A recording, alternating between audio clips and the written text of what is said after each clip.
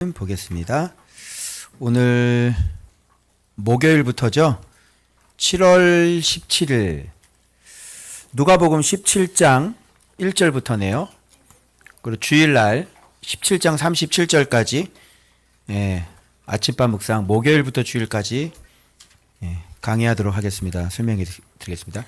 지난주에 불의한 청지기, 그죠? 낭비와 이 축적의 개념 자체가 완전히 바뀌었다고 말씀드렸고, 부자가 천국 가는 천국 사다리 누구라 그랬어요?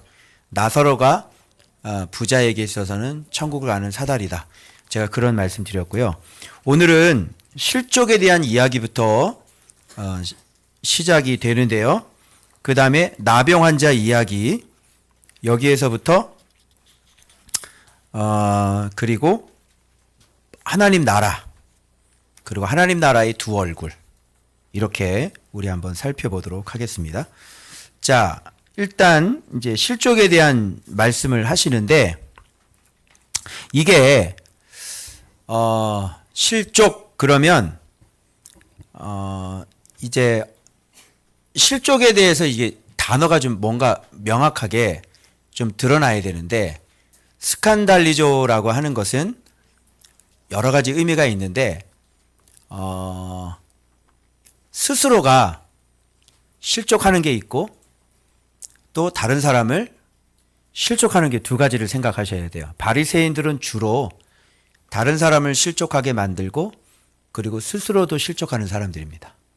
스스로 실족하는 것과 관련된 단어는 어떤 걸 생각하시면 좋으면 썩내는 거야. 그래서 말씀을 딱 던졌을 때 빛이니까 어둠이 드러나겠죠. 그때 승질을 내요. 마음에 걸리는 거죠. 저거 나들으라고 하는 소리네. 뭐 이런 거죠. 회개를 안 하죠. 복종을 안 하죠. 이게 사람의 말이 아니라 하나님의 명령이잖아요. 근데 하나님 명령 듣고 나들으라는 소리네. 이제 이렇게 들어가잖아요. 그러면 이게 이제 실족이 되는 겁니다. 믿음에 이르지 못하죠. 말씀을 줬다는 건 복인데 그 복을 받고 승질을 냈으니까. 이게 실족인 거예요.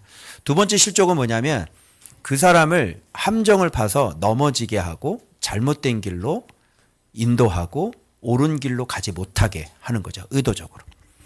이런 게 이제 실족시키는 거예요. 그래서 실족이라는 게 이 세상 살면서 여러분 반드시 있습니다. 누가 인정했냐? 예수님도 인정하셨습니다. 이 세상에 살 때 실족이라는 건 없을 수 없다. 있다. 그런데 실족시키는 그 사람에게는 뭐다? 화가 있다. 이렇게 되는 거예요. 그래서 뭐 말씀 듣고 이렇게 승질 내고 말씀 듣고 이제 순종 안 하고 튀어나가고 뭐 이런 것도 있지만, 또 쉽게 남을 실족시키는 것 중에서는 어떤 진리에 대해서 이렇게 중상모략을 하는 거죠. 그러니까 믿음이 약한 사람한테 어떻게 중상모략을 해가지고요. 그 믿음이 약한 사람, 예를 들어서 우리 교회에서 저에 대해서 어떤 믿음이 약한 사람에게 중상모략을 하는 거예요. 저거 봐, 저거 봐.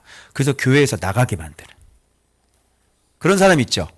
그것도 믿음이 약한데 가뜩이나 조은박교회에서 안 좋은 인상을 가지고 있고 생각이 지금 바르지 못해서 불만이 많은데 거기다 대놓고 뭐예요?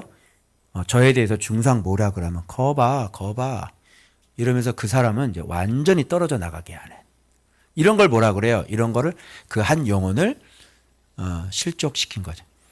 그러니까 여러분, 실족시키는 놈은 항상 있어요. 근데 지혜로운 방법은 뭐냐면 실족을 안 해야 돼요. 누가 그런 얘기를 할 때 실족을 한다는 것은 뭐냐면 그 사람하고 거의 같은 과이기 때문에 실족을 하는 거예요.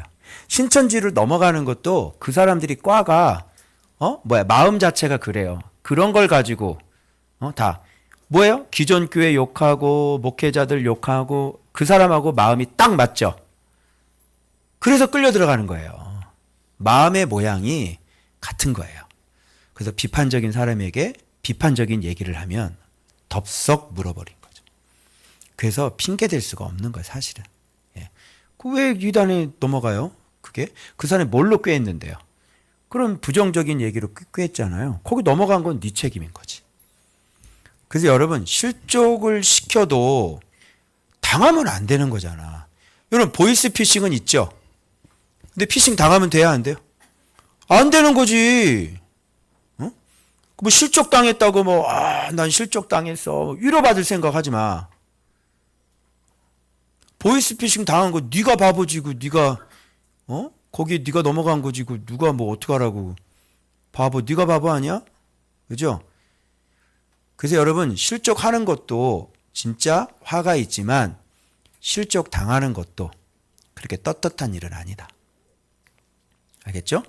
자, 그런데 여기서 지금 누구한테 말씀하시는 거냐면 지금 제자들에게 말씀하시는 것이라는 것을 여러분이 꼭 기억하셔야 돼요. 제자들에게 말씀하시는 거예요. 뭐냐면 실족하게 하는 것이 없을 수는 없지만 그렇게 하는 자에게는 화다. 당연히 1차적으로 제자들이 다른 사람을 실족시키면 안 되겠죠. 엄청 중요한 거죠. 야, 우리가 말씀을 가르칠 때 영혼을 실족시켜서는 정말 안 되겠구나. 그죠? 이렇게 하는 사람은 연자맷돌을 그 목에 매어 바다에 던져지는 것이 나으리라. 그러니까 그만큼 어떻게 돼? 이거는 완전히 심판이다. 반드시 심판이다. 이걸 기억하는 거예요. 그러면서 제자들에게 뭐라 그러면 스스로 조심하라 이렇게 말해요. 그래서 조심하라. 뭘 조심해? 실족시키지 않게 스스로 잘 조심해야 돼. 근데 두 가지를 요구하시거든요. 제자들에게. 첫 번째 뭐냐면 경고하는 거고요. 두 번째는 용서하는 겁니다. 그래서 제자들이 목회를 할 때 실족시키지 않으려면 사람을 두 가지를 해야 된다. 첫 번째 뭐예요? 경고하는 것과 두 번째 용서하는 것이다. 그럼 제자들이 사람을 실족시키는 것 중에 둘 중에 하나인 거예요. 하나는 경고하지 않아서 또 하나는 용서하지 않아서. 죄를 범하고 있으면 어떻게 해야 돼요? 경고하. 내가 경고 안 하고 계속 가만히 지금 두고 보고 있는데 이거는 그냥 오만방자함이 완전 하늘을 찌르더라고요. 근데 지금 계속 가만히 보고 있거든. 그런데 이게 이 끝갈 데 없이 막 가르자는 거 아니야 지금 이게. 왜 그래요? 경고를 안 하니까 그렇게 되는 거예요. 그래서 이 말씀을 딱 보고 이거는 그냥 내버려 둬서는 안 되겠다. 그냥 내버려 두면 영혼을 실족시키는 거나 마찬가지겠다. 그래서 정확하게 경고하고 뭐 어떻게 해요? 그 다음에는 회개하면 용서하는 거예요. 회개 안 하면 지금 누가 스스로 실족하는 거죠? 본인이 스스로 실족시키는 게 아니에요. 그러니까 바리새인들처럼 하나님의 말씀을 듣고 어떻게 썽을 내는 거죠. 그럼 회개를 안 하겠죠. 그럼 실족하는 거예요. 믿음이. 그건 우리에게 책임이 없어요. 그죠? 그런데 경고를 안 하고 지금 죄를 짓고 있는데 경고를 안 하고 있고 또 회개한다고 그랬는데 회개 안 하고 필요 없어. 야, 꺼져버려. 나가. 이렇게 하면 그 사람도 또 실족하겠죠. 그러니까 제자는 영혼을 실족하지 않기 위해서 두 가지 해야 되는데 반드시 잘못된 길을 가르칠 때 어떻게 해야 돼요? 경고해야 돼. 정신 차려. 내 지켜보고 있다. 그래서 분명히 경고하고 이제 말을 듣지 않았을 때는 어떻게 해요? 권징을 하고 징계를 해야죠. 그래도 회개를 하지 않는다. 그러면 이방인처럼 여기는 겁니다. 그래서 먼지를 떨어버리는 거죠. 왜 그러냐면 이거는 확실히 하나님 말씀에 대한 도전이고 하나님 말씀에 대한 대적이고 그죠? 반역이거든요. 그러면 반드시 그 부분에서 본인이 책임을 져야 되는 거예요. 근데 그걸 하지 않아서 이 사람이 완전히 잘못된 길로 가도록 내버려 둔다면 그게 진짜 실족시키는 것이죠. 근데 여러분 이게 제자들에게 하신 말씀인데 오늘날 교회에서 이렇게 경고하나요? 잘 경고 못하죠. 죄에 대해서는요 얘기도 못해. 입도 뻥끗도 못해. 장로님들이고 교회 중직자들이고 얼마나 잘못 사는 사람이 많아요. 목사님한테 함부로 대들고. 그죠? 경고할 수 있어요? 못하죠. 경고하면 목사님을 잘라버려. 이게 성경적이에요, 여러분. 그죠? 그래서 나는 위임 목사는 안 된다. 나는 개척을 해야 된다. 알겠죠? 예. 그런데 용서를 할 때 7번이라도 내게 죄를 짓고 7번 내게 돌아와 내게 회개하노라 하거든 어떻게 된다? 단순한 용서가 아니에요. 제자들은요, 7번 죄를 짓고 7번 와서 잘못했다고 회개를 하면 다 용서를 해야 되는 거야. 무슨 말인지 알겠죠? 그러니까 이걸 보면서 잠깐만, 얘가 나를 지금 바보로 아나? 7번 자꾸 잘못했어요 그러고 와서 또 회개야. 잘못했어요 그러고 또 회개야. 잘못했어요 또 회개야. 어떤 경우 이럴까요? 여러분, 이게 잘못했어도 회개하는 사람이 약 올리려고 그러는 걸까요? 그렇잖아요. 이거는요, 여러분들 입장을 잘 생각해 보면 여러분들은 주님 앞에 몇 번 와서 잘못했다 그랬어요? 수천 번이잖아요. 무슨 뭐 수백 번이야, 수백 번은. 이 카운트 한번 해봐. 수천 번이, 지금 횟수가 지금 수천 번이 넘어갔을 거야 지금. 그죠? 여기 10,000번 되는 사람도 있지. 근데 주님은 그때마다 우리를 용서해요, 안 해요? 용서하셨잖아요. 그러니까 이거는 뭐냐면 주님이 한 영혼을 세우려고 무한대인 거예요. 한 영혼을 세우려고 끊임없이 노력하신다는 거고, 다만 회개하는 사람에 한해서 그렇게 되는 거예요. 그래서 네가 하나님 앞에, 우리가 봐봐요. 우리가 뭐 하나를 고치려고 해도 수없이 연습을 하죠. 수없이 훈련을 하죠. 여러분, 운동선수가 아니 이거 한 번 이렇게 하면 되는데 한 번 이렇게, 춤도 마찬가지. 한 번 이렇게 딱 추면 다 끝난 거잖아. 근데 이걸 왜 계속 춰? 왜 계속 추냐고. 이렇게 또 한 번 했잖아. 그럼 그만하면 되는 거지. 왜 계속 쳐? 그런데 계속 치면 칠수록 어떻게 돼요? 완숙해지고 맛을 알게 되어지고. 운동선수, 여러분 골프도 마찬가지야. 이렇게 한번 딱 맞았잖아. 그럼 됐어, 이제 끝. 이제 가봐요, 만나. 별의별 짓을. 내가 정말 시한한 게 뭐냐면 골프를 30년 됐다는 거야. 1년 반밖에 안 된 나하고 한 5차밖에 차이가 안 나. 30년 뭐 하는 거예요? 나도 다음에는 나 한 10년 됐다고 그래야 될 것 같아. 안 돼요, 여러분. 수없이 연습하는 거예요. 우리의 마음도요, 조석같이 다르고요.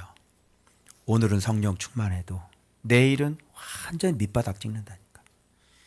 그래서 내가 정말 세월이 흐르면 흐를수록 제가 깨닫는 건 뭐냐면 매일 하루하루 정말 그분의 은혜가 없이 그분을 의지하지 않고는 하루를 제대로 똑바른 인간으로 살아갈 수 없다는 것.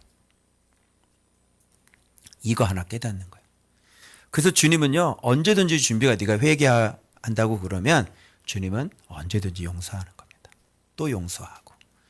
그렇게 계속 용서하다 보면 이 사람이 어떻게 돼요? 점점 성숙해져 가고 또 성숙해져 가고 성숙해져 가고. 그죠? 너가 잘못했다고 저거 안 되겠네. 단칼에 그냥 날려버려라. 탁 날리면 어떻게 돼 그랬어. 그치? 참고 인내하고 그리고 또 회개하고 또 한 번 해보고 또 넘어지면 또 회개하고 또 용서하고 또 한 번 해보고. 그죠? 그러는 가운데서 사람은 성장해 가는 거예요. 제 경우 보니까 한 방에 안 되더라고요. 같은 문제를 가지고도 3년이 넘도록 싸워야 돼요. 가장 고질적인 문제. 잘 안 고쳐지거든요. 왜? 그게 나의 일생이었고 그게 나의 버릇이었고 그게 나의 일생의 산당이었잖아요. 근데 그게 언제 하루아침에 벗어져. 우리 안에는 또 견고한 진도 있죠. 예? 늘 사단이 놀고 있는 놀이터가 이 뇌의 한쪽에 잘 놀고 있단 말이에요. 근데 그런 것들이 어떻게 고쳐질 수 있겠어요? 잘 안 고쳐지거든요. 그래서 제자들은 경고해야 된다. 두 번째, 용서해야 된다. 세 번째, 계속 회개하거든 계속 용서해야 된다. 그렇지 않고 용서를 멈춰버렸을 때는 어떻게 그 사람은 죽으라는 얘기밖에 안 되는 거야. 왜? 어디 가서 말씀을 먹어요? 제자가 용서를 안 하면 어디 가서 말씀을 먹어요? 제자가 용서를 안 하면 어디 가서 하나님 나라를 만들어요? 말씀을 받아먹을 곳이 없잖아요. 그래서 제자는 그렇게 끊어버리는 사람이 아니라 회개하고 배우겠다고 하면 계속 용서하고 계속 가르치는 사람이에요. 경고라는 건 사실 가르치는 거잖아요. 왜 이거 말씀대로 안 했어? 경고한다는 건 반드시 말씀 가르침이 있어야 되는 거예요. 그래서 가르치고 또 용서하고 가르치고 또 용서하고 가르치고 또 용서하고 이렇게 하면서 한 사람을 온전하게 세워나가는 것이다. 근데 이거를 안 한다. 그것은 영혼을 버리겠다. 이런 거하고 똑같은 거예요. 그래서 우리 교회에서 목사님이 계속 경고하고 그치 주의를 주고 응? 주의를 주고 또 기다려주고 주의를 주고 또 기다려주고 그치? 그런 일을 계속 하다 보니까 어느샌가 쟤네들이 좀 그렇게 흔들리다가 어느 순간 은혜가 들어가고 눈에서 눈물이 흘려지기 시작하고 그러면서 애들이 온전하게 잘 크더라고요. 그런데 이 본문에서 또 이해가 안 될 때는 항상 퀘스천 마크를 던지고 숙고에 들어가라 그랬죠. 사도들이 이렇게 계속 용서하라 그러니까 야, 이거 힘든 일이네. 이거 어떻게 믿음을 더하소서. 이제 이렇게 들어가는 거야. 우리에게 믿음을 더하소서. 이런 인간 어떻게 용서하고 삽니까? 하루에 7번? 주여 믿음을 더하소서. 이렇게 들어가는 거예요.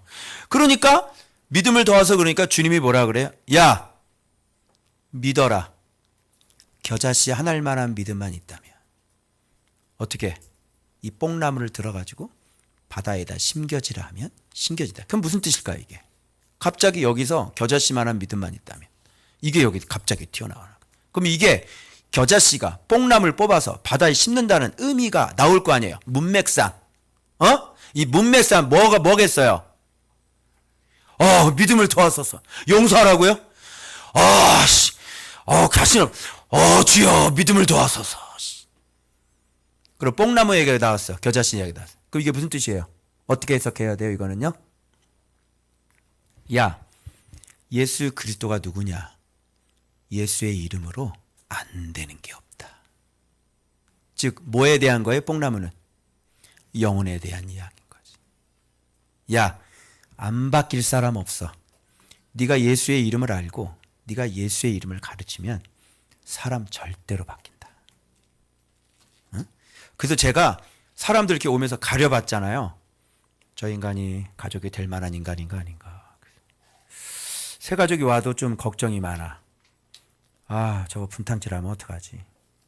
새 가족이 와도 저 가족이야 개야 돼지야. 그죠? 근데 주님이 저한테 어느 순간인가는 예전에는 항상 제가 분별을 하고 받았는데 지금은 그게 없어요. 누구든지 오라 그래라. 그리고 저한테 그러셨어요. 누구든지 바꿀 수 있다고 생각해라. 알겠어요? 그래서 와서 저분도 내가 끊임없이 경고하고 끊임없이 가르치고 그렇게 하면 반드시 예수의 이름으로 명령하노니 뽕나무야 뽑혀서 바다에 심겨져라. 그러면 그렇게 된다는 거예요. 즉 불가능한 게 없다. 누구든 바꿀 수 있다. 이렇게만 안 하면 된다. 뭐야? 꼭 회개만 하면 된다. 그때그때 내가 잘못해도 회개합니다. 그죠? 이렇게 하면 된다. 그러면 누구든 바뀔 수 있다. 그런데 뭐야? 짜증나. 나갈래. 나가면 어떻게 할 수가 없다. 그죠? 붙어만 있으면 누구든 바꿀 수 있다. 알겠어요? 그래서 여러분들이 이렇게 말씀을 귀를 열고 지금 말씀을 듣고 지금 하나님 나라가 지금 계속 들어가는 거야. 지금 들리니? 그러면 지금 하나님 나라 꽤 무겁거든? 하나님 나라가 몇 톤인 줄 알아? 굉장히 무거워. 나중에 네가 못 버티고 무너지게 돼 있는 거야. 그래서 귀를 열고 일단 말씀을 들어. 응? 배우라고. 그러면 점점 네 영혼이 보혈로 물들어지고 보혈로 물들어져서 어느 순간인가 네가 하나님 앞에 기도하고 있는 너의 모습을 발견할 수 있게 될 것이. 아멘. 그래서 믿음을 더하소서 그랬더니 겨자씨 하나만한 믿음만 있으면 안 되는 게 없어. 영혼에 대한 이야기죠. 그러면 이거 이렇게 해석해야 되는 거죠. 그죠? 어떤 영혼이든지 다 바꿀 수가 있어. 이렇게.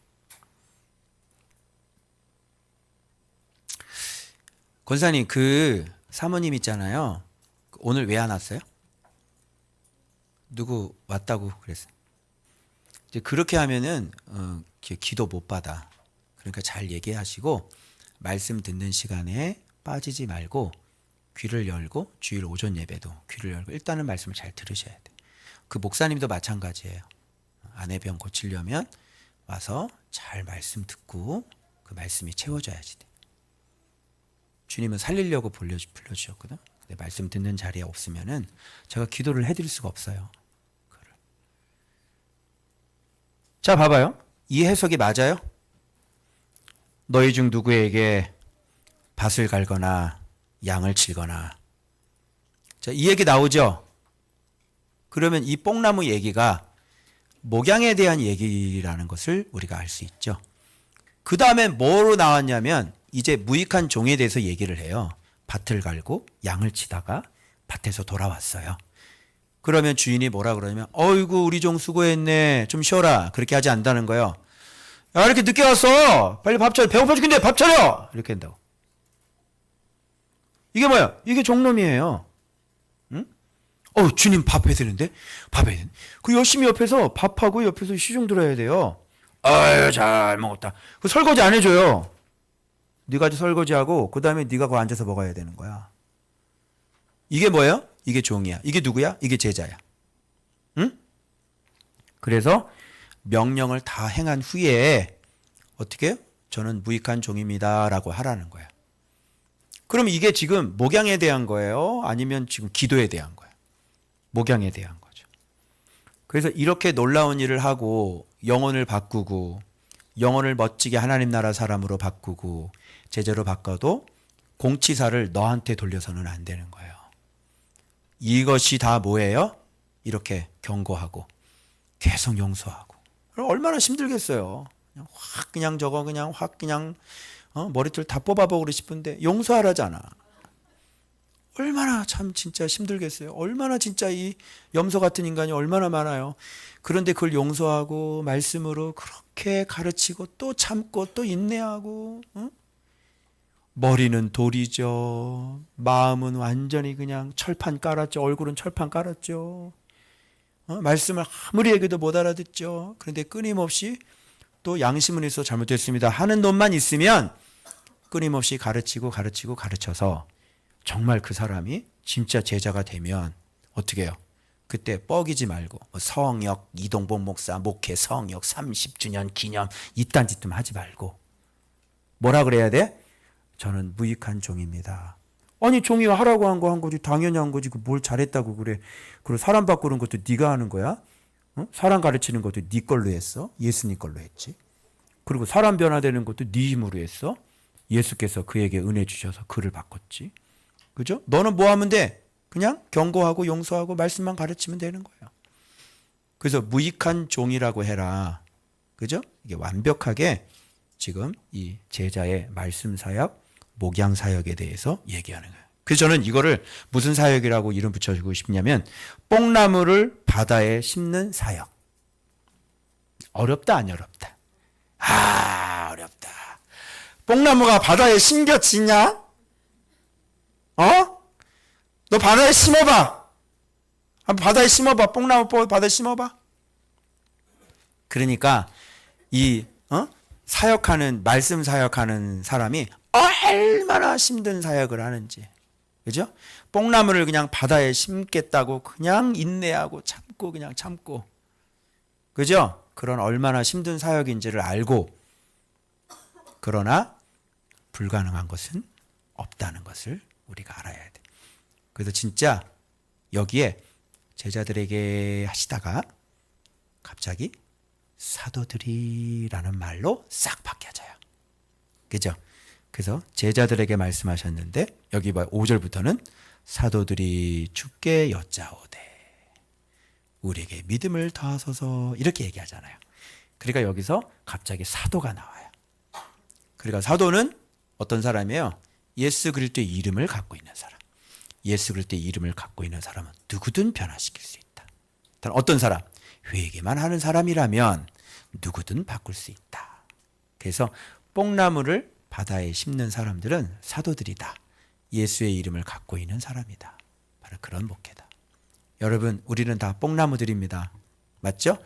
그런데 도저히 심겨질 수 없는 그런 우리들인데 전능하신 하나님의 이름으로 우리가 이렇게 제자가 되어가고 있습니다.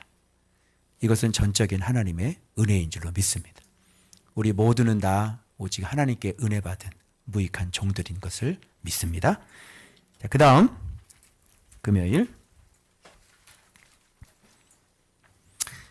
자, 이거는요, 여러분, 야, 진짜 이게 제목을요, 진짜 멋있는 제목이 나왔어요. 이거 쇼츠에 나오면 정말 좋을 것 같아요. 사마리아와 갈릴리 사이가 제목입니다. 10명의 문둥병자가 있었는데요. 이들을 어디서 만나면요, 사마리아와 갈릴리 그 사이, 그 경계. 그러니까 갈릴리, 사마리아. 이 양 날개를 지금 하고 있는 거예요. 그죠? 여기서 일어난 거예요. 이게 무슨 의미가 있을까요? 의미가 아주 깊은 의미가 있습니다. 왜? 10명의 문둥병 중에서 한 명만 돌아오잖아요. 그래서 우리는 이 설교를 들을 때 어떻게 들었냐면, 여러분 감사하시기 바랍니다. 그죠? 이렇게 들었잖아요. 근데 이 말씀은 감사하는 거 맞죠? 그런데 그거는 너무나 좀 미약한 해석이고 밑에는 더 깊은 해석이 담겨져 있는 거예요. 이걸 우리가 길러내야지 되는 것이죠. 자, 무슨 뜻이냐면 나병 10명의 환자가 있는데 이 사람 참 특이해요. 여러분, 사마리아인과 유대인은 언제나 하나가 될 수 있을까요? 하나가 될 수 있는 방법은 똑같이 나병 걸리면 하나가 됩니다. 이게 보니까 사마리아인이나 유대인이나 지금 나병 걸리니까 같이 다녀. 그죠? 그러니까 맨날 사마리아인 보고 뭐 개 취급하다가 지가 하나님 앞에 이렇게 개 취급당하고 자기가 저주받으니까 이제 사마리아인하고 같이 동료 의식이 생기는 거죠. 그래서 여러분 얼마나 웃겨요.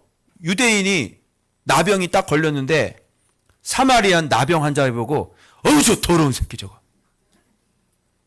쥐도 나병 걸렸는데 이 사람 보고 어이 저 더러워. 저 개. 부정타. 저리가. 지가 나병 걸렸는데 나병 걸린 사마리안 보고 부정탄다 이런 얘기 할 수 없을 거 아니에요. 그래서 이들은 하나가 되었더래요. 예. 그래서 좀 서로 하나가 되려면 똑같이 나병 걸리면 하나가 돼. 그래서 같이 다녔지 않겠어요? 그래서 10명이 예수님한테 찾아와가지고 얼마나 여러분 간절하게, 근데 진짜 이 사람들 믿음 좋아요. 정말 믿음이 좋아가지고요. 예수님한테 세상에 나병이 고쳐진다고 믿는 거죠. 근데 이걸 보면 새롭게 제가 깨달은 게 뭐냐면, 와, 예수님은 나병을 고쳐도 10명을 한 방에 다 고쳐버리는 거야. 나병 하나도 너무 힘들잖아요. 근데 10명의 나병을요, 한 방에 고쳐버려요. 그것도 만수도 안 해. 그냥 말 한마디, 가. 이렇게 끝. 제사장에 가. 근데 이들이 안 믿었으면 제사장에게 못 갔죠. 응? 아니, 어떻게 이 몸으로 하고 가면 돌 맞아 죽어요. 뭐 이런. 가라! 보여라! 제사장에게 네 몸을 보여라! 이런 거는 뭐예요? 너 고침 받는다. 가라! 근데 낫지도 않았는데 갔다는 거죠. 믿었어요, 안 믿었어요? 믿은 거예요, 여러분. 근데 이제 문제는 바로 거기서부터 시작이 되는 겁니다. 이게 단순히 감사하십시오라는 설교인지 그 밑바닥에 있는 해석을 제가 한번 길러 볼게요. 이렇게 가는데 몸이 갑자기 낫는 거예요. 얼마나 기뻤겠어요. 그런데 그 가운데 한 명은 자기가 난 걸 보고 제사장에가 안 갑니다. 본문 보니까요, 제사장에 가서 확인하고 가는 게 아니고요, 가는 도중에 나아가지고 제사장에게 가기도 전에 누구에게 가요? 예수님께로 돌아가는 거예요. 딱 한 명만 그랬습니다. 근데 알고 보니까 이 사람이 누구냐면 이방인, 즉 사마리아인이었어요. 그 나머지는 9명은 어떻게 해요? 중간에 나왔는데 그냥 가시오. 그냥 없어져 버렸시오. 누구한테 갔을까요? 제사장에 가서. 그리고 예수님이 제사장에게 여러분 가라고 그랬잖아요. 제사장에 가서 네 몸을 보이라고 그랬잖아요. 그래서 이 9명은 예수님 말씀에 순종해서 아주 착하게 그냥 말씀대로 제사장에 간 거예요. 뭐가 잘못됐어요? 가라 그래서 갔는데. 근데 문제는 뭐냐면 돌아오질 않았다. 돌아와야지 되는 거거든요.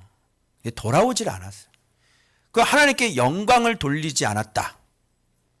그죠? 그런데 이 한 명은 제사장에게도 가라고 그랬는데 아예 제사장에게도 아예 안 갔단 말이에요. 그리고 예수님께서 발 앞에 무릎을 꿇고 엎드리고 감사하다고 영광을 돌리는 거죠. 예수님 그 보고 나머지 9은 다 어디 갔어?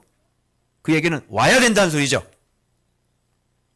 그럼 여러분 이 사건을 통해서 예수님께서 말씀하고자 원하는 게 뭐예요? 마지막에 이 한 명 돌아온 사람에게 뭐라고 그러냐면 구원을 선언하세요. 그러면 아니 9은 다 어디 갔어? 영광을 돌릴 사람이 왜 이 한 사람밖에 없어? 그러니 이 돌아온 사람에게 나병이 고침받은 사람에게 구원받은 사람에게 뭐라 그래요? 내 믿음이 너를 구원했다 이렇게 얘기해요. 구원. 그 구원받았다는 소리는 누구만 들어요? 나병 환자 이 한 명만 듣는 거예요. 나머지 9은요. 구원받았다는 소리를 못 들었으니까 이 사람은 구원받지 못한 거예요. 자, 여기 밑바닥에 깔려있는 해석은 뜻은 어떤 뜻이냐면 자, 나병은 왜 걸려요? 여기 제사장 얘기가 나와서 그래요. 나병은 여러분 왜 걸려요? 성경에 나병은 왜 걸리나요? 하나님의 저주죠. 그래서 나병 환자 보면 저주받은 사람은 돌멩이로 그냥 가라. 저주받은 자야. 그래서 사람들한테 못 가요. 완전 이건 부정한 거고요. 완전 하나님께 저주받은 거기 때문에 가까이 가면요. 나병 환자한테 돌멩이 던진다고 가라고. 그래서 사회랑 분리되어 살아야 되고 가족에게 돌아갈 수도 없고 나병은 저주란 말이에요. 그런데 그 저주를 누가 고쳐주셨죠? 예수님이 고쳐주셨죠. 즉 예수님은 율법의 저주에서 우리를 구원해 주시는 분이시죠.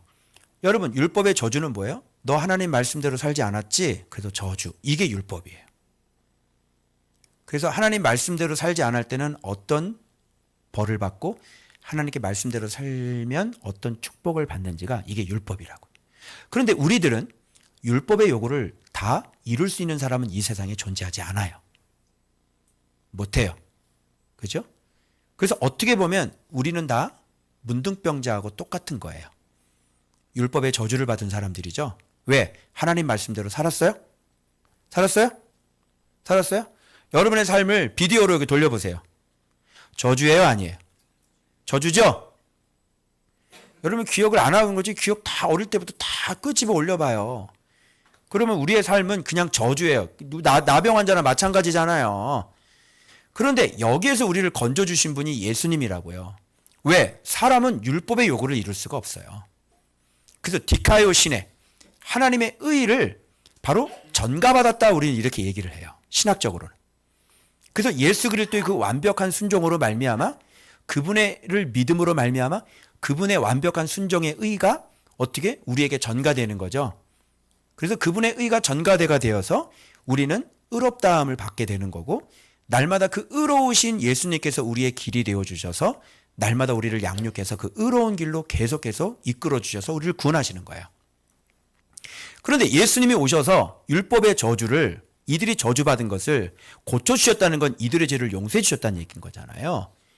그런데 이 한 명은 그거를 깨닫고 율법의 저주에서 구원해 주시는 구원자 앞으로 다시 돌아와서 그 앞에 무릎을 꿇었어요.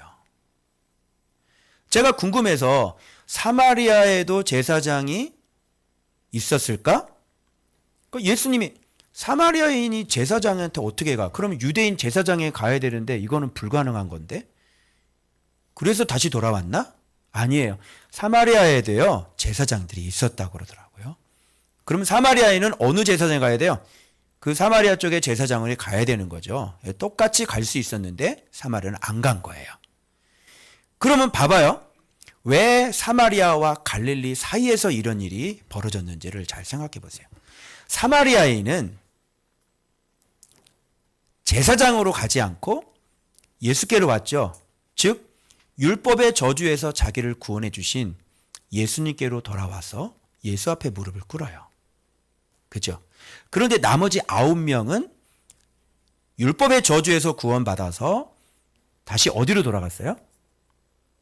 다시 율법 아래로 들어가는 거예요. 바로 제사장의 감으로 말미암아서 이제는 앞으로 이 사람들은 또 어떻게 살까요? 율법을 지키면서 율법 아래, 지키지도 못할 율법 아래 또 살면서 율법 아래로 다시 들어간 거죠. 그래서 이 본문의 해석은 율법의 저주에서 구원해 주시고 오신 그 예수님으로 말미암아 율법의 저주에서 자기 육신이 구원을 받고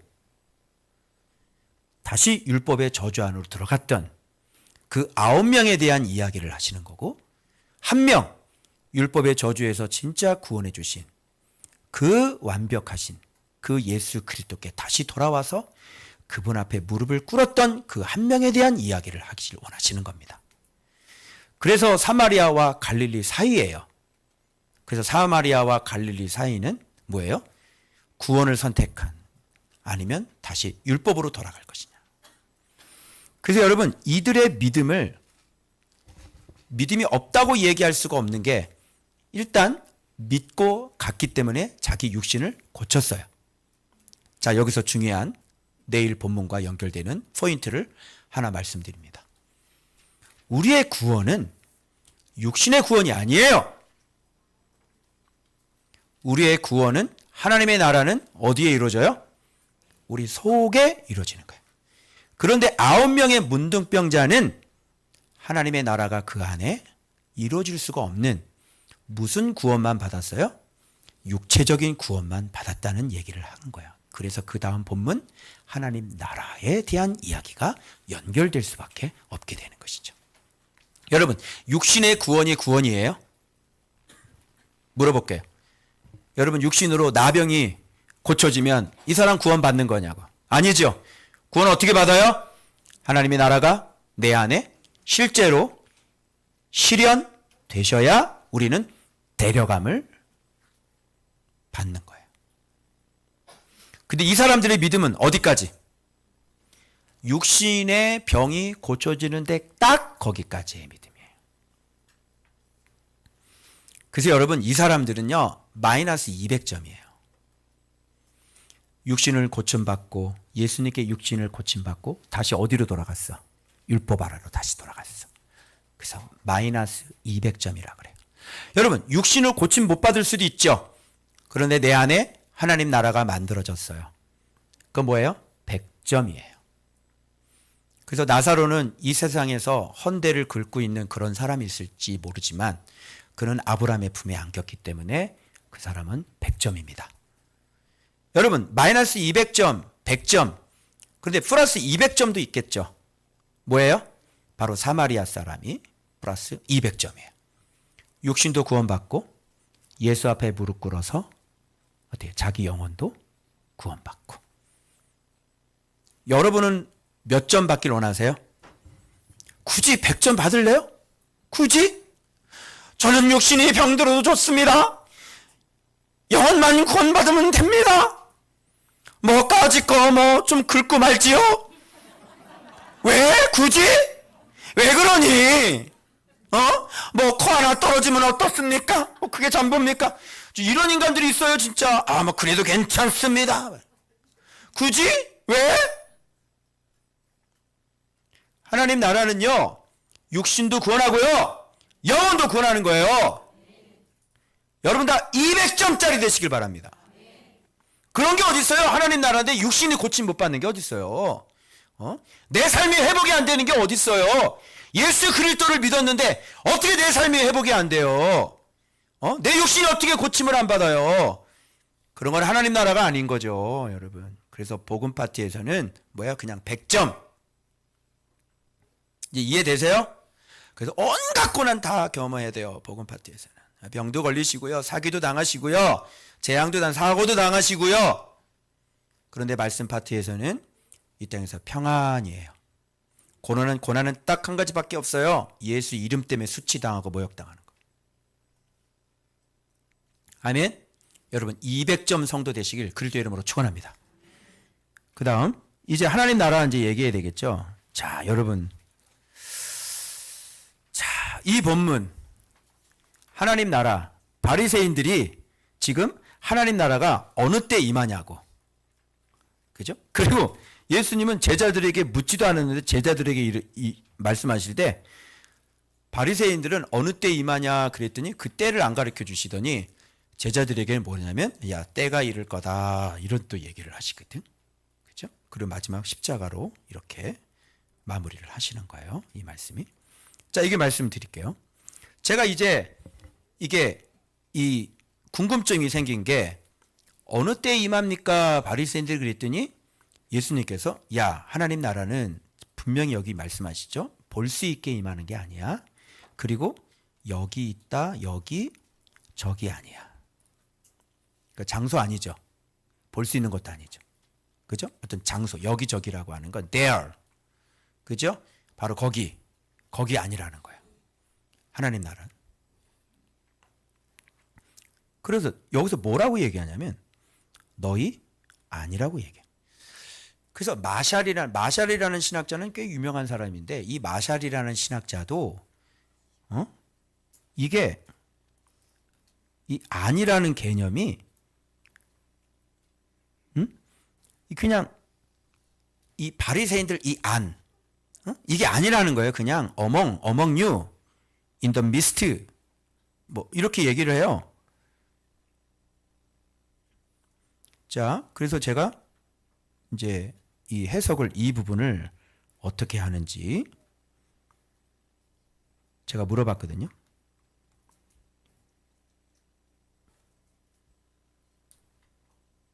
그랬더니 이 사역자들이 어떻게 해석을 했는지 여기서 쭉 나옵니다. 그래서 마샬이라는 사람도 그렇게 해석을 하고 어딨냐? 바리새인 여기 있죠. 그래서 여기 보면 이 사람 여기 나오죠. 하워드 마샬. 하나님 나라가 너희 안에 있다고 하신 것은 그 나라가 바리새인들의 내면에 있다는 뜻이 아니라 분명히 얘기했죠. 마샬이 그들 가운데 계심으로써 이미 임했다는 뜻이다. 하나님 나라가 내면적 상태라고 말한 적이 없다. 그죠? 그래서 제가 이 부분에서 이의를 제기한 겁니다. 왜냐? 예수님께서 말씀하실 때 하나님 나라는 볼 수 있게 임하는 것이 아니라고 하셨기 때문에 그래요. 그래서 예수님이 너희들 가운데 바리새인들 너희들 가운데 하나님 나라가 이미 임했다. 이렇게 얘기하면 보이는 게 돼버려요. 예수님이 그들 가운데 있기 때문에 보이잖아요. 예수님의 말씀은 하나님 나라는 보이지 않는다고 그랬어요. 그러면 보이는 자기의 육체가 하나님 나라라고 얘기한 게 아니라 바리새인 속에 내면에 있는 하나님의 나라. 그게 진짜 하나님 나라라는 얘기거든요. 여기서 근데 우리가 의문점이 뭐냐면 아니 바리새인들 속에 하나님 나라가 어떻게 임했지? 바리새인들 속에 하나님 나라가 어떻게 있어? 그래서 많은 사역자들이 해석자들이 이거를 알지. 그래서 제가 현대 신학자들보다 여러분 해석할 때는 항상 청교도들의 신학을 해석을 따르는 게 좋다고 제가 판단을 든 거예요.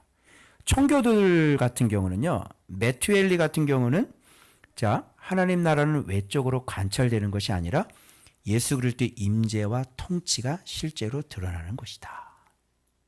그죠? 그런데 바리새인들 안에 너희 안에 있다. 그죠? 이 부분을 해석을 잘 못하는 거예요. 그냥 하나님 나라가 실제로 통치는 이런 형태라고 설명을 하는데 바리새인들 속에 하나님 나라가 있다는 걸 제대로 설명을 하는 사람이 없어요. 이런 거는 얘기를 해요. 그래서 이분들이 존 오웬도 마찬가지고 리차드 백스터도 마찬가지고 하나님 나라는 실제로 실현되어야 되고 통치가 이루어져야 돼. 이런 건 다 얘기를 하는데 바리새인들 안에 하나님 나라가 있다는 이 얘기를 설명을 잘 못하는 거예요. 그냥 하나님 나라는 실제적인 통치다 이렇게 얘기를 하고 바리새인들 안에도 역시 다른 신학자들처럼 너희들 가운데 하나님 나라가 지금 임하고 있다. 이런 식으로 얘기를 하는 거야. 그래서 제가 이걸 딱 떠오르는, 묵상하면서 딱 떠오르는 생각이, 아니지, 바리새인들 속에 하나님 나라가 있지, 왜 없어? 왜? 하나님 나라는 뭐예요? 여러분, 그러면 예수님의 이렇게 육체만 가지고 이렇게 눈으로 예수님의 육체를 돌아다녀? 그럼 이거 보고 하나님 나라 내 마음에 만들어졌네, 이래? 하나님 나라가 만들어지려면 예수님이 뭔가 말씀을 해야지. 예수님이 가르쳐줘야죠. 그 가르쳐준 거, 그리고 예수님 뭐가 보여줘야죠. 하나님 나라가 내 안에 만들어지려면 예수님 가르친 게 내 안에 들어와야 된다고. 그러면 바리새인들은 예수님께서 가르친 게 이 안에 들어와 있어요, 안 들어와 있어요? 들어와 있죠. 분명히 안식일 논쟁할 때도 분명히 예수님께서는 수없이 그들과 논쟁하면서 얘기했고, 여러분 우리 성경 배운 것처럼 누구죠? 헤롯 땅 사두개인, 바리새인, 서기관, 율법사, 그들과 만나면서 하나님 나라를 계속 집어넣어줬어요? 안 집어넣어줬어요? 넣어줬죠? 그래서 바리새인들은 지금 하나님의 말씀, 행적, 그런 것들을 다 들어서 그 말씀이 지금 자기들 안에, 그리고 바알, 똥을 심입어서 쫓은다 그럴 때도 하나님 나라가 어떻게 실제로 지금 임재하고 있는지, 둘이 싸우면 어떻게 나라가 서겠느냐? 그죠? 내가 하나님의 손을 힘입어, 하나님의 성령을 힘입어 귀신을 쫓아내는 거면 하나님 나라가 너희 가운데 임하였느니라. 그죠? 이것에 이미 임해. 그 실현된 것도 지금 다 넣어줬죠. 봤죠? 넣어줬죠? 하나님의 말씀이 바리새인들 속에 이렇게 들었어요. 씨가 뿌려졌어요. 하나님 나라가 있는 거지 왜 없는 거라고 그래요? 그런데 하나님 나라 있는 것과, 그 내가 원어 설명해 줬죠. 에스틴과 있는 것과 임하신 건 단어가, 에파켄하고 단어가 완전히 에파센하고는 다르다고요. 하나님 나라는 그들 안에 있는데 그들이 순종하지 않으니, 순복하지 않으니 하나님 나라가 실제로 실현되지는 못한 거죠. 이렇게 해석하는 게 맞지 않아요? 그래서 그동안 역대 모든 신학자들이 그렇게 해석하지 못했던 해석의 취약점을 제가 이렇게 해서 요 온전한 해석인지를 다시 이렇게 물어봐 가지고 요 AI가 바리새인 안에 하나님 나라를 기존 신학자 청교도 해석의 경향, 하나님 나라의 임재, 불신앙 고려한 해석, 존재와 임함의 구분이 부족하다. 취약점. 그리고 불순종의 이유 설명 부족하다. 요게 기존 신학자와 청교도의 해석의 취약점이에요. 얘가 당신의 해석, 특징, 씨앗과 그 목격 강조했다. 하나님의 말씀에 씨앗이 들어왔고 그들은 분명히 하나님 나라를 봤거든요. 그리고 순복의 필요성, 이게 바로 당신의 해석이고 신학적 강점, 존재와 임함을 구분했다. 그리고 실존적 요구를 지금 강조했다. 이게 신학적 내 해석의 강점인 거예요. 요 구분. 그래서 본문과 신학적 일치성, 눈에 보이지 않는 하나님 나라, 회개와 순복 촉구, 그리고 열매가 없으면 임하지 않는다. 그죠? 결론. 기존 해석의 한계를 보완하고 하나님 나라의 본질과 요구를 드러냈다. 당신의 해석은.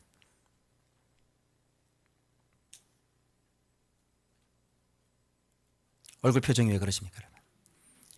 이해하셨어요? 네. 이런 재미로 이제 묵상을 하는 거예요, 여러분. 물론 이런 얘기를 해도 다른 사람이 내 말은 뭐 중요하게 생각하지 않겠죠? 왜? 나는 뭐 유명하지가 않으니까. 그잖아요. 그런데 여러분 이렇게 계속 누군가는 발전시켜 나가는 사람이 있어야 되지 않겠습니까?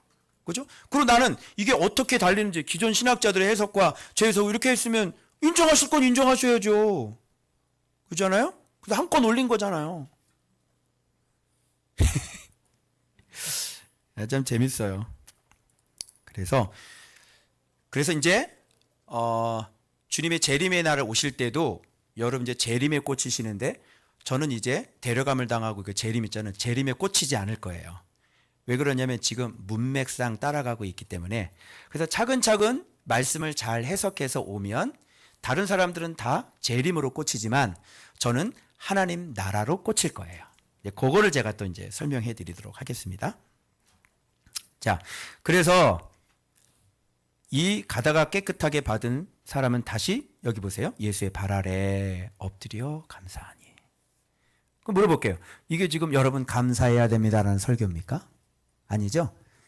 예수님께 구원받아서 다시 율법의 저주 아래로 들어간 오직 딱 한 명만 예수님께 구원받아서 다시 예수님께로 돌아가는 무릎 꿇는, 그죠?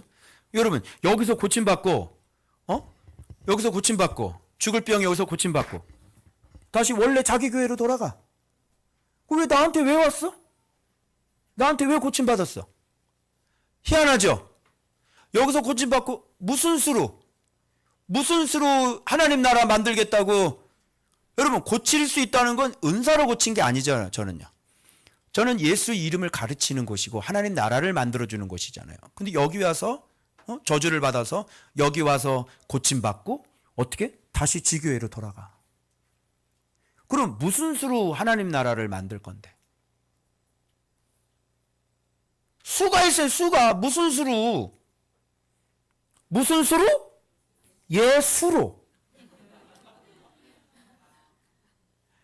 무슨 알겠죠? 이 설교 이렇게 하는 거야. 너무 재밌잖아? 무슨 수로? 우리는 무슨 수로 구원받아? 예수로. 그리고 여기서 고침받고, 그럼 거기서 고침을 못 받았다는 거는, 수가 없다는 얘기 아니에요. 그런 거예요. 살 수가 없다는 거 아니에요. 그죠? 근데 여기 와서 예수로 고침받았으면, 예수 앞에 엎드리고, 여기서 구원을 받아야지. 여기서 구원받고 다 해놨더니 안 되겠어요? 율법의 저주로. 아유 진짜 정말. 그래서 아예 타교회 분들 와서 기도 부탁하시잖아요. 그러면 배가 다르다라고 말씀을 하셔서 아예 손을 안 댑니다. 예전에 우리 라윤교 권사님이 누구 데리고 오셨는데 기도해 드리려고 그랬더니 배가 다르다 그랬어요. 암 걸리신 거죠. 그분 어떻게 되신지 모르겠어요. 그쪽에 예수가 있으면 그쪽 가셔서 그 목사님한테 기도 받으세요. 거기서 기도 못 받으시면 여기서 기도 받으면 여기서 생명을 얻었으면 여기 예수 앞에 무릎을 꿇어야지. 말이 돼요? 여기서 그럼 내가 종합대학병원인가? 좋은밭 대학병원이에요? 그리고 대학병원은 수술비가 얼마냐? 내가 돈이라도 받아요? 그럼 난 뭐 한 거야? 거저 받았으니 거저죠? 나는 하나님 나라를 주는 사람이지 나는 병 고쳐주는 사람이 아니고 예수님은 하나님 나라가 돼서 영혼을 구원해 주시는 분이지 예수님이 이 땅에 병 고치러 왔냐고. 그런 원리예요. 그래서 여러분 구원받는 믿음은 육신이 고침받는 게 구원이 아니라니까. 우리 집사님 몸 고침받고 여기 병 낫고 이게 구원이 아니요. 하나님 나라를 알고 하나님 나라를 공부해서 마음에 뭐를 새겨야 돼? 예수의 마음을 새기고 예수를 배우고 성질 부리는 거 이런 거 다 버리고 이제 하나님 나라가 돼야 되는 거 아니에요. 그죠?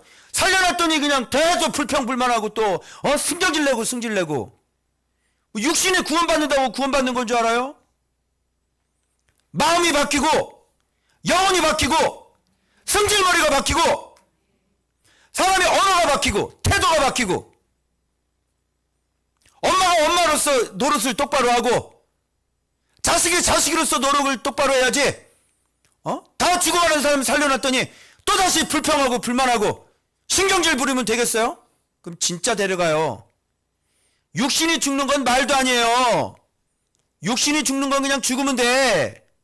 근데 영원히 하나님 나라가 없으면 예수님께 순종하는 게 없으면 영원히 지옥 간다니까요. 여기 몸 육신 덩어리 이거 아픈 거 아무것도 아니야. 지옥 가봐봐. 그 뜨거운 불구덩이에서 영원토록 살아야 돼요. 그래서 여기서 육신 병 고칠 생각하지 말고 병은 얼마든지 고칠 수 있다. 그게 중요한 게 아니라 뭐 해야 된다. 하나님 나라 만들어라. 예수의 마음 만들어라.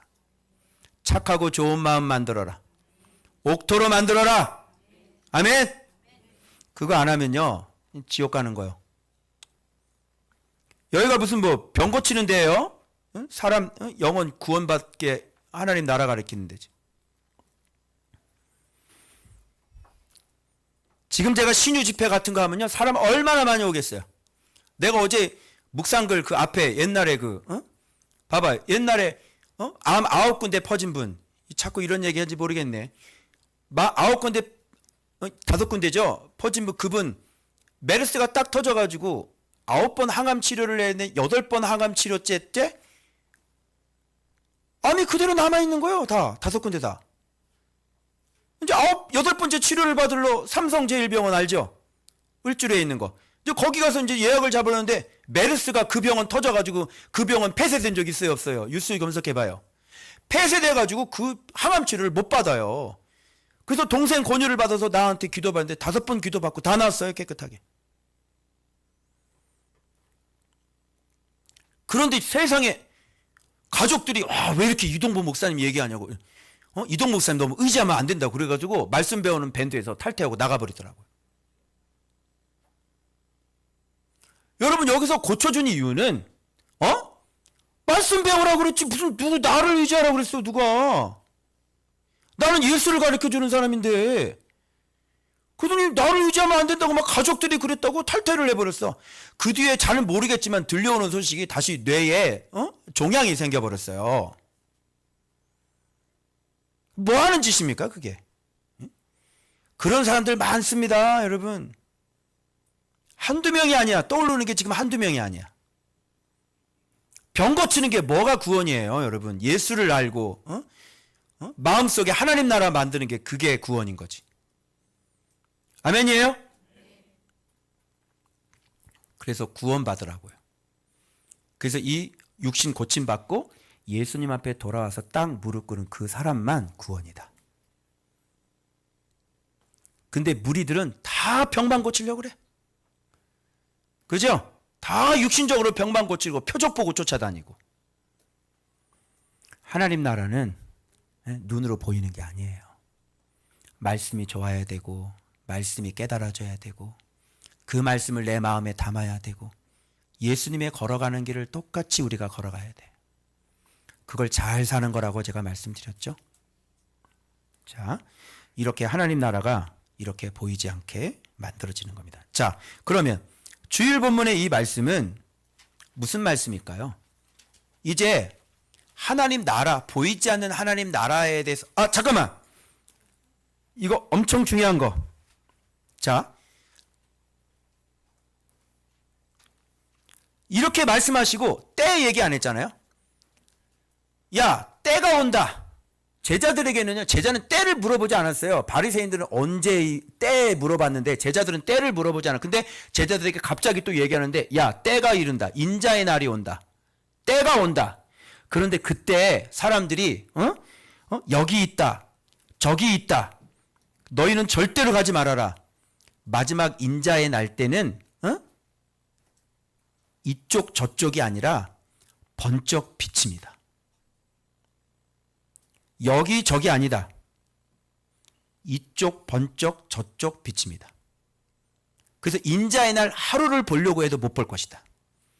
그러니까 위에도 못 보고 하나님 나라 못 보고 주님께서 오실 때도 못 봐. 양쪽 다 못 봐. 다 못 봐. 종말입니다. 보려고 해도 못 봐. 왜? 하나님 나라가 어떻게 임하는 줄 알아? 어떻게? 번쩍 비침. 즉 번쩍! 끝. 어떻게 봐봐. 봐봐. 그 보고 난 다음에 어떻게 할 거야? 회개할 거야? 이미 끝났는데 번쩍! 끝. 하루를 보려고 해도 못 본다. 그냥 주님은 그냥 번쩍하고 오신다. 그리고 마지막 진짜 보이는 거를 얘기해. 보이는, 확실하게 보이는 하나님 나라 얘기해. 자, 마지막 구절 봐봐요. 여러분, 이런 해석을 어디서 들으시겠습니까? 그러나 그가 먼저 많은 고난을 받으며 이 세대에게 버림바 되어야 할지. 이건 보이지. 이게 뭐예요? 십자가.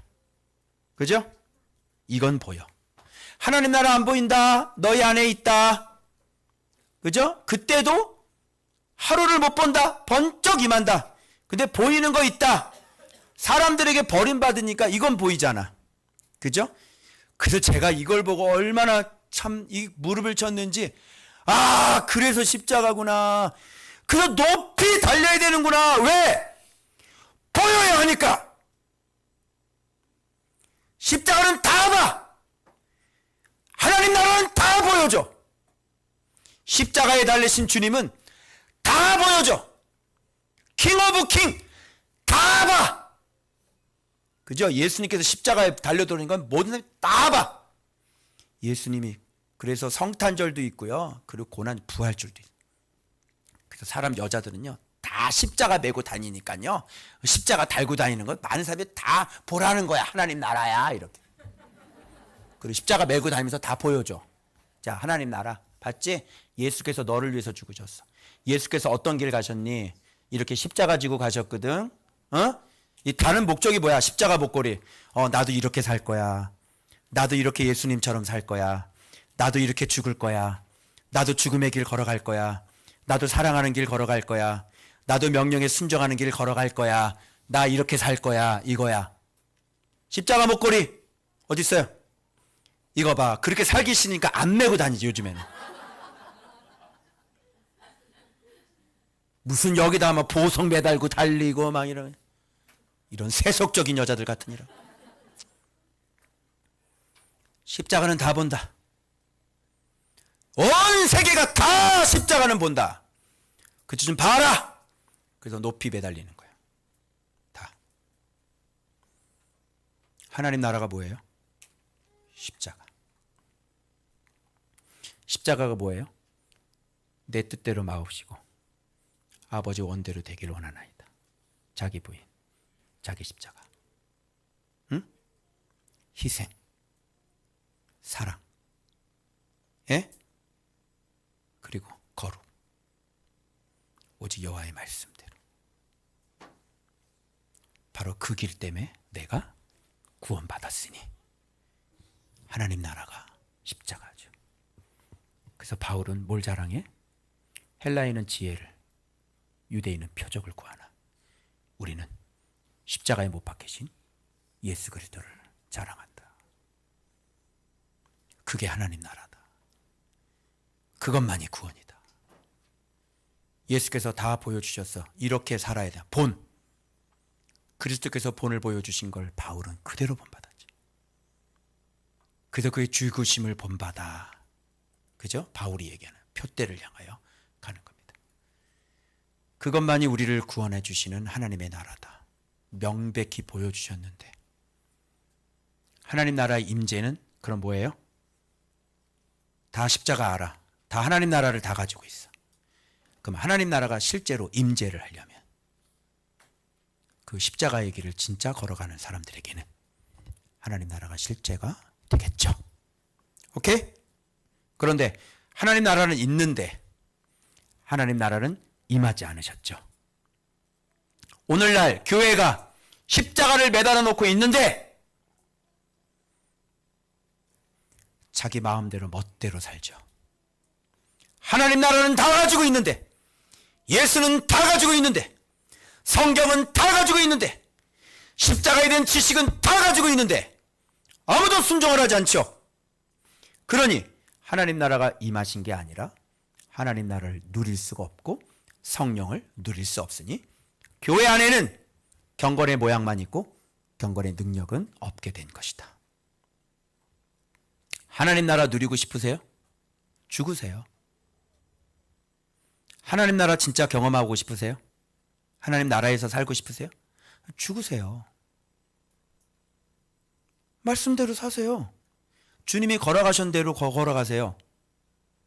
그러면 여러분들에게, 우리에게 하나님 나라가 진짜 임할 겁니다. 엄청난 복지죠? 그래서 제가 글 하나 썼죠. 복음만 있는 게 아니라 사귐도 있습니다.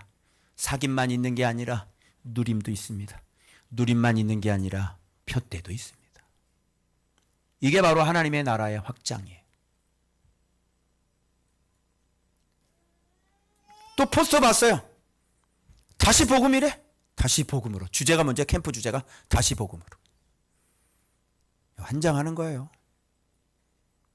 언제 예수님한텐 갈래요? 응? 언제 맨날 표지판만 붙잡고 살아요? 부산 250km 남았어. 계속 표지판 붙잡고 부산이요. 사랑합니다. 부산이. 복음은 응?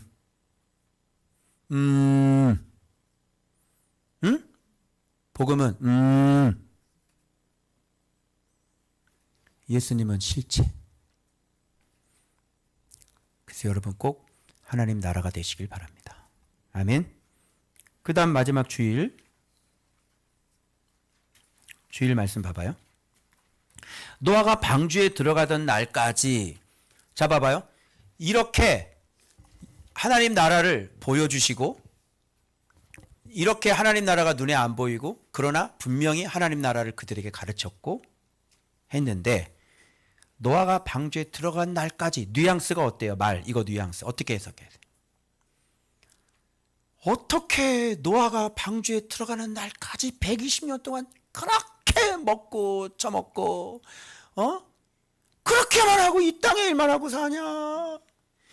노아가 그 수많은 세월 방주 만든 거를 안 보이냐? 노아가 다 이제 마치고 방주로 들어갈 때까지 그렇게 육적인 일만 하고 여러분, 노아 방주는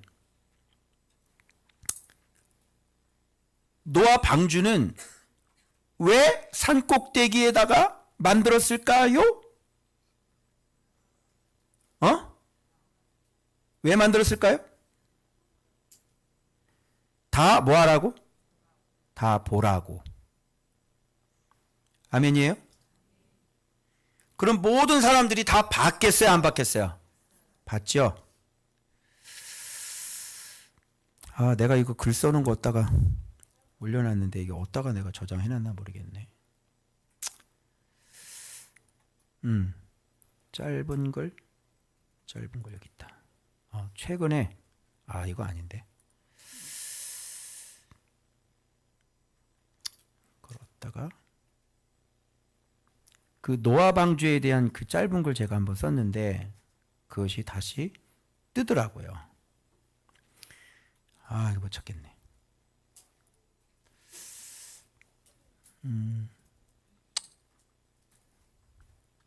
무슨 글이냐면요. 노아의 방주는 물이 넘칠 때 발견됩니다. 이건 거죠. 여러분, 노아의 방주를 모르는 사람이 있었을까요? 없었겠죠. 근데 노아 방주는 언제 발견되어져요? 물이 넘칠 때. 방주다.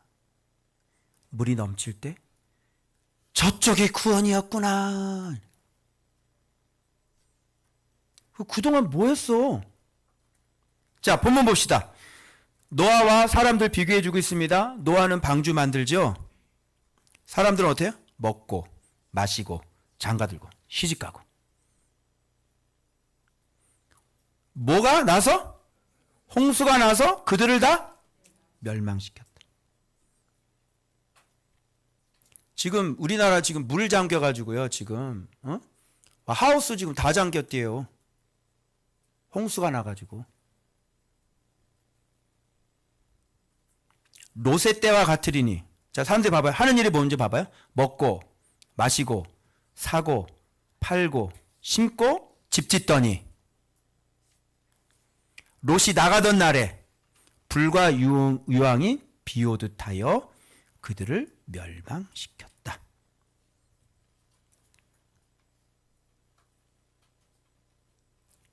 여러분, 물비도 내리고요. 하늘에 불비도 내리는 거예요. 그런데 여기서 뭐라 그래요? 인자가 나타나는 날에도 이러하리라. 그리고 지붕 위에 있는 사람은 세강 가지러 가지 말고 밭에 있는 자도 그와 같이 돌이키지 말 것이다. 롯의 철을 기억하라. 아직도 몰라? 이게 무슨 말인지? 네가 이 땅에 육신적인 거, 네 땅에 이 땅에 네가 아끼고 사랑하는 거, 그게 지금 주님이 지금 와서 심판이라는데 그게 뭐가 중요하다고 그걸 가질러 세간살이 가질러 그걸 다시 들어가냐고. 지금 유황불이 떨어지는데 무슨 그게 아깝다고 가다가 뒤를 돌아보냐고. 지금 그 얘기를 하는 거예요. 데려감 버려둠. 데려감 버려둠. 그러면 여러분 잘 들어요. 이게 종말에 대한 얘기 같아요. 아까 앞에서 하나님 나라에 대해서 얘기했죠. 하나님 나라에 대해서 왔죠.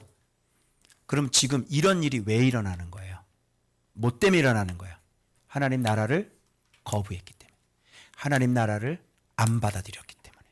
그죠? 하나님 나라 안 받아들이고 하나님 나라 안 만드니까 인자의 날에 이 하나님 나라 안 받아들인 자를 이렇게 다 심판한다는 얘기 아니에요? 그럼 이게 종말장이에요? 아니면 하나님 나라 거부에 대한 이야기예요? 이제 아시겠어요? 해석을 이렇게 해야지.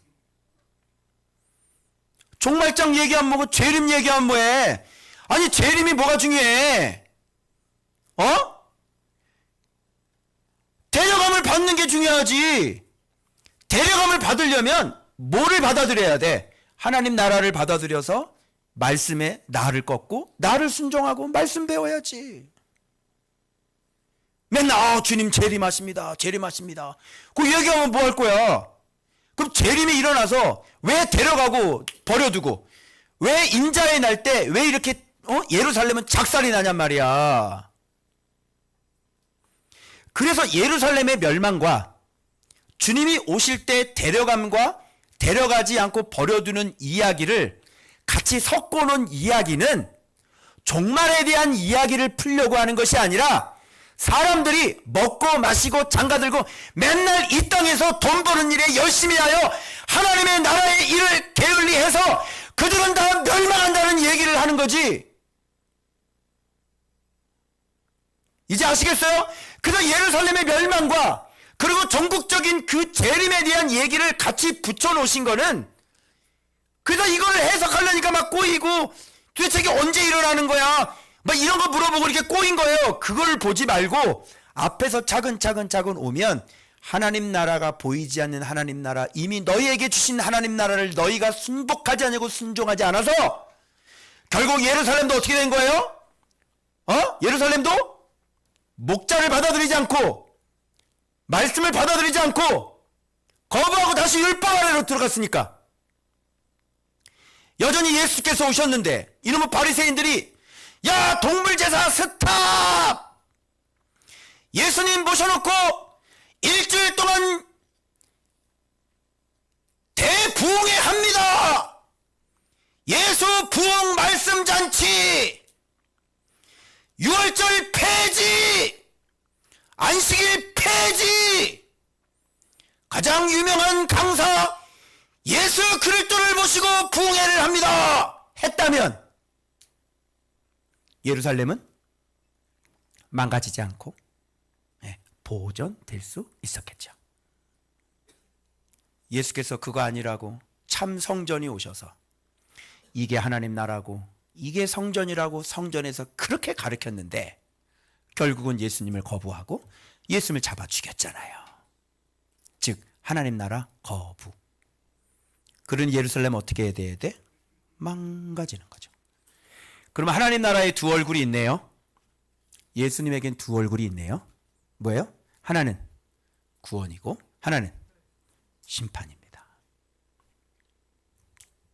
예수님 얼굴 참 인자하시죠?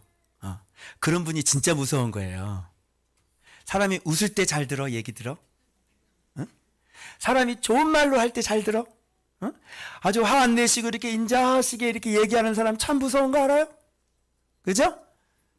나중에 이제 그래서 예수님이 얼마나 무섭냐면요. 예수님 열받게 하잖아요. 그러면 코로나 그냥 몇백만 명 죽은지 모르는데 싹 죽여버려. 예수님 웃고 계시죠? 난 인자하다 얘들아. 광채 보이니? 나는 사랑이야. 그런데 막 동성애 막 하고 남자가 여자 되고 나 굉장히 열받는다. 다 죽여야 되겠다. 싹 죽여. 나 인자하지. 응? 얼마나 인자하니? 하나님 나라는 두 얼굴을 하고 있습니다. 하나님 나라를 받아들이고 항복하시면 구원인 거고요.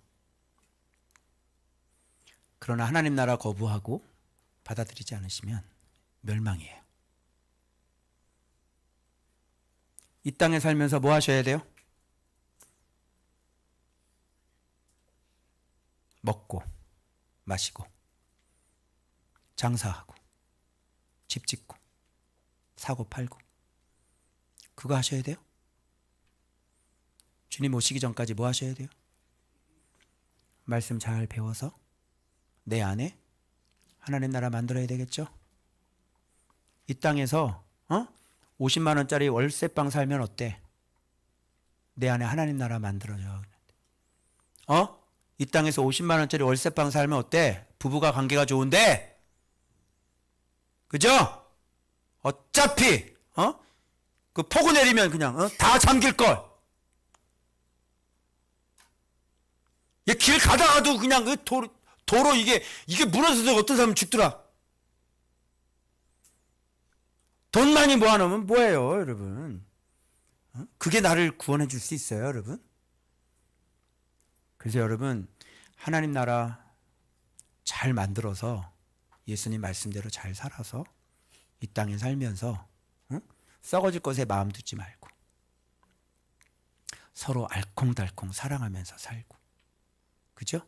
서로 위로하면서 살고 서로 도우면서 살고, 아멘? 그렇게 살다가 딱 영광스러운 몸으로 부활해서 주님 앞에 딱 들어가는 게 200점입니다.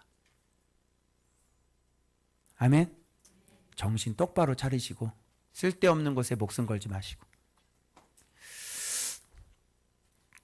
그래서 재림에 꽂히지 마시고요. 데려감을 받을 수 있는 하나님 나라에 꽂히셔서 여러분 안에 진짜 구원 얻을 만한 그런 귀한 믿음을 잘 만들어 가시길, 잘 순종하시길 그리스도의 이름으로 축원합니다. 기도하겠습니다.